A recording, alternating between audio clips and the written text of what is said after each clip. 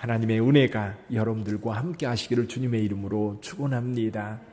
오늘 본문의 말씀을 통해서는 두 가지를 볼 수 있습니다. 하나는 하나님의 사랑, 또 하나는 이스라엘의 죄, 이스라엘의 악.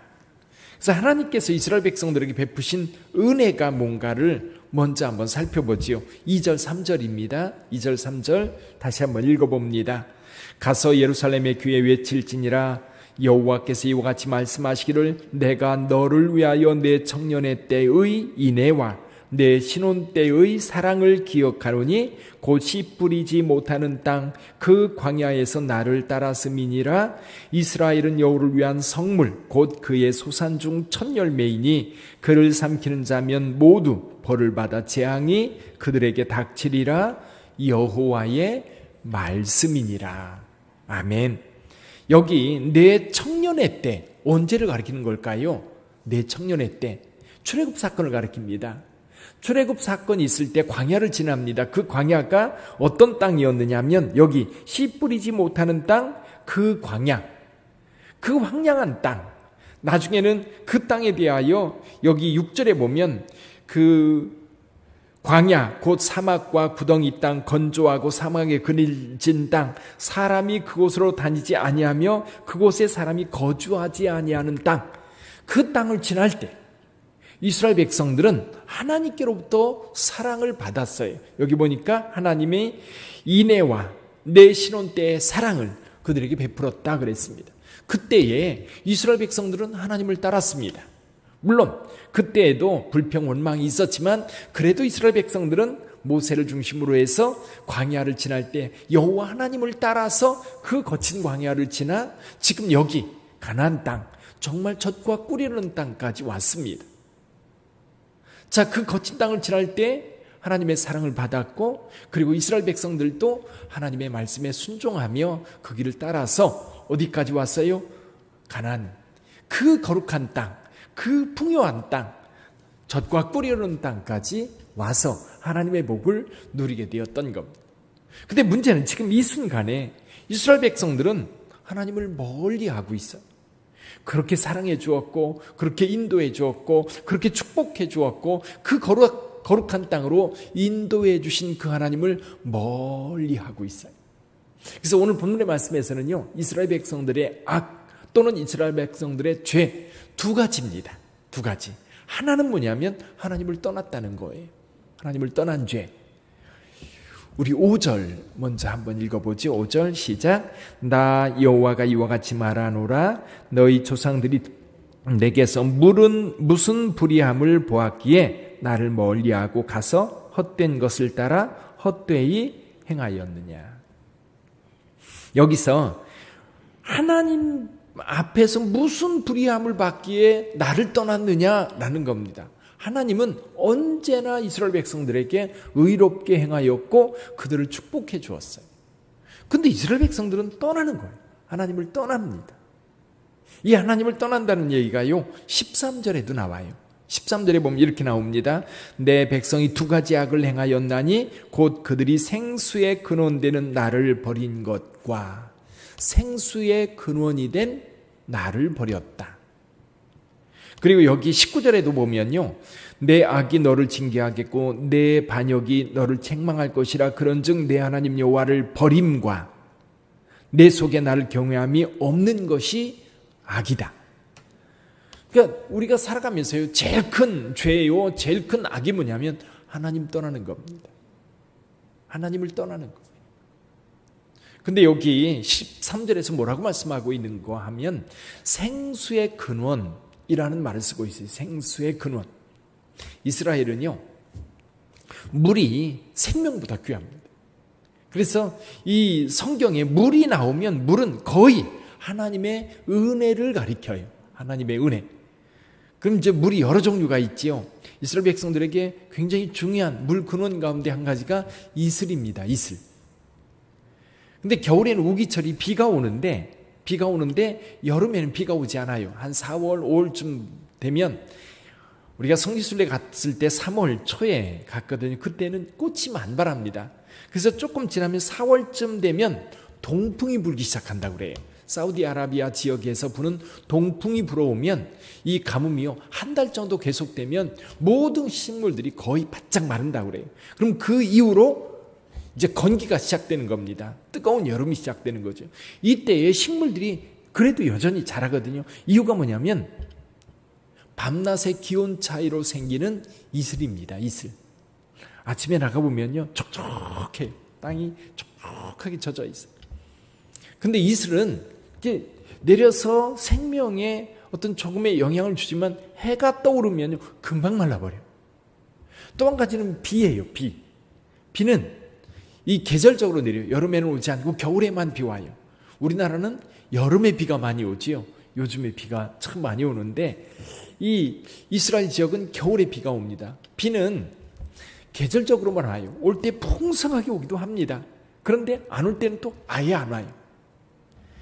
그런데 이 비가 흠뻑 내려서 촉촉하게 적시기도 하지만 때로 가뭄이 오면 참 힘듭니다. 그런데 이스라엘 가운데요, 마르지 않는 샘물들이 있어요. 마르지 않는 샘이 있는 곳에는 전부 다 성이 만들어져요. 예루살렘도 거기에 기온샘이라고 하는 샘물이 있기 때문에 예루살렘 성이 거기 세워질 수 있었던 겁니다. 무깃도, 하졸, 라기스, 또 부엘세바 같은 경우는 우물이 있는 곳이죠. 이 부엘세바 이런 유적지에 가면 거기에 반드시 뭐가 있어요? 우물이 있어요. 우물. 이 우물은 마르지 않습니다. 이게 뭐냐면 여기서 말하는 생수의 근원이라는 말이에요. 그 물은 어떤 상황에서도 마르지 않아요. 근데 우리 하나님은 우리에게 생수의 근원이 되시는 거예요. 우리에게 생명을 주시고 영원히 우리를 지켜주시고 우리로 하여금 행복하게 살 수 있는 근원이 되시는 분이. 근데 그 하나님을 떠난다는 게 뭐예요? 떠난다는 얘기는 이 생수의 근원을 떠나는 것이고 결국 은혜를 베푸는 그 하나님을 떠나는 것이 큰 악이고 죄인 겁니다. 여러분, 고통이 어디에서 옵니까? 하나님을 떠남에서 오는 거예요. 하나님을 떠남에서 오는 거예요. 보세요. 내가 어디 아파요. 아플 때, 공부를 하느라고 먼 타지에 가서 혼자 있으면서 아플 때 느끼는 느낌하고 가족들이 옆에 있는데 옆에서 돌보는 상황에서 내가 아픈 거하고는요, 느낌이 전혀 다릅니다. 똑같은 고통인데 너무 달라요. 육체는 연약하기 때문에 아플 수 있거든요. 근데 사랑하는 가족들이 있으면요, 두렵지 않고요, 아프긴 하지만 늘 의지할 때가 있어요. 아프면 불러대요. 그럼 와서 도와줍니다. 근데 홀로 있을 때 아프면 어때요? 제일 먼저 드는 마음이 뭐냐면 슬퍼요. 돌볼 사람이 없어요. 근데 하나님 안에 있으면요, 두렵지 않은 이유가 뭐예요? 인간이기 때문에 한계가 있어요. 연약해요. 그러니까 힘들기도 하고 때로는 다치기도 하고 부족하기도 해요. 그런데 하나님과 함께하면 그 하나님은 우리를 늘 돌보시기 때문에 평안한 겁니다. 두려움이 없어요. 여러분, 우리 하나님이 우리 곁에 있다고 하는 것이 얼마나 감사한지 저는 이 말씀을 묵상하면서 그래, 이스라엘 백성들은 하나님을 떠났을지 모르지만 오늘 지금 저와 여러분들은 오늘 이 새벽에도 주님 앞에 나와 주님 앞에 무릎 꿇고 기도하고 주의 음성 듣고 주님의 말씀을 들으며 주 곁에 있다고 하는 것이 얼마나 복된 일인지 그 은혜 중에 거하시기를 주님의 이름으로 축원합니다. 그래서 여러분, 매 순간순간 하나님의 임재 속에 있어야 돼요. 기도하는 시간만이 아니라 내가 직장에서 일할 때에도, 내가 집에서 설거지할 때에도, 내가 시장 갈 때에도 하나님은 나와 늘 그림자처럼 따라다니셔. 그 임재 속에 있을 때에 그것이 복이고 그것이 은혜인 줄 믿습니다. 또 한 가지 이스라엘 백성들의 잘못이 뭐냐면 하나님을 떠나니까 문제가 뭐냐면요, 스스로 뭔가를 해결해야 돼요. 스스로 뭔가를 해결해야 돼요. 그러다 보니까 어떻게 하느냐 하면 5절에서는 헛된 것을 따라 헛되이 행하였느니라. 이게 자기 문제를 스스로 해결하지 못하니까 하나님을 떠난 사람들이 필수적으로 향하는 곳이 있어요. 우상입니다. 우상. 자기를 위하여 우상을 만들어 놓고 가서 비나이다 하는 거. 우상은 나를 위하여 신을 만드는 것이 우상입니다. 하나님은 천지 창조하시고 근원부터 계신 분이라고 한다면 우리가 다른 신을 섬긴다라고 할 때 이 우상은요, 나를 위하여 신을 만드는 거예요. 근데 나를 위하여 신을 만드는데 그 신이 나를 위해서 뭔가를 해주지 않거든요. 그러니까 생수의 근원 되신 하나님께서 생수, 이 샘물에서 물을 공급해 주시는데 우리는 그 공급받지 못하니까 뭘 하느냐 하면 우물을 파는 거예요. 우물을 파는 거예요. 여기 그래서 13절에 보면 웅덩이를 팝니다. 웅덩이를 파는데 거기에서 물이 날까 해서 웅덩이를 파요. 근데 이스라엘 지역은요, 이 시스턴이라고 하는 물탱크들이요 곳곳에 있어요. 마사다의 대표적이죠. 마사다에 가면 이 마사다 이렇게 절벽 사이로 보면 큰 방들이 있어요. 이게 뭐냐면 물탱크예요. 물탱크. 이 마사다 지역에 1년에 한두 번 비가 온대요. 한두 번. 많이 오면 두 번. 한 번 오는데 한 번 쏟아지면요 어마어마하게 쏟아진대요. 그럼 그 쏟아지는 물을 전부 다 이 저수조에 가둬두는 거예요. 또 이스라엘 들판에 가면요 이런 웅덩이들이 많아요. 예를 들면 요셉이 형들에 의해서 이제 팔리기 전에 어디에 갇혀져요? 이 마른 웅덩이에 던져집니다. 마른 웅덩이에 빠지면요 못 나와요. 근데 문제는 뭐냐면 이 웅덩이를 팠어요. 이제 팠으면 비가 오면 이 웅덩이에 물이 고이는데 문제는 여기 보니까 터진 웅덩이다. 비가 와서 물이 채워지는 듯 했는데 밑에 구멍이 났으니까 다 빠져나가는 거예요.